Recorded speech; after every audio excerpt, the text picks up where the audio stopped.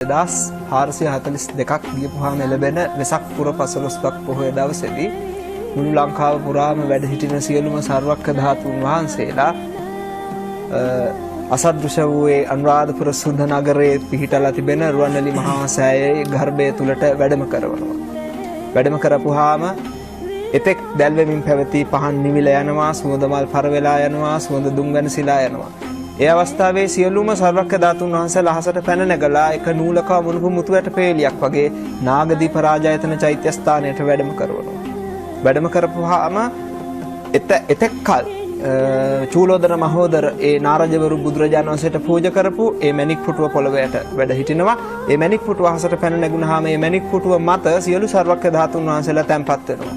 සියලුම සර්වක්ඛ ධාතුන් වහන්සේලා සහිත මේ මණික් පුටුව දිව්‍ය නාගයන්ගේ මහත් වූ පුද සත්කාර විඳිමින් සියලුම බෝධිසත්වරුන්ගේ අපරාජිත ආසනයේ පිහිටන සුද්ධ භූමිය වන බුද්ධගයා මහා බෝධි මූලයට වැඩම කරනවා. ඒ අවස්ථාවේදී එතෙක් පොළොවට තැන්පත් වෙලා තිබිච්ච තුදු ශ්‍රියං උසති වජිරාසනය සියලුම බෝධිසත්වරුන් ලෞතර සම්මා සම්බෝධියට පැමිණෙනේ ශුද්ධ වූ ස්ථානයේ පිහිටනේ වජිරාසනය පොළොව පලාගෙන පැන නැගුණාම සියලුම සර්වක්ඛ ධාතුන් වහන්සේලා මත තැන්පත් වෙනවා.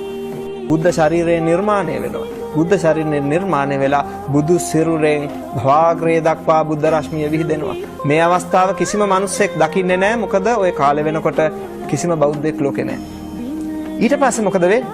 සියලුම දෙවියොත් බ්‍රහ්මයොත් බුදුරජාණන් වහන්සේට අවසාන වතාවට පුද සත්කාර කරන්න බෝධි මූලයට පැමිණෙනවා. බුදුන් පුදනවා.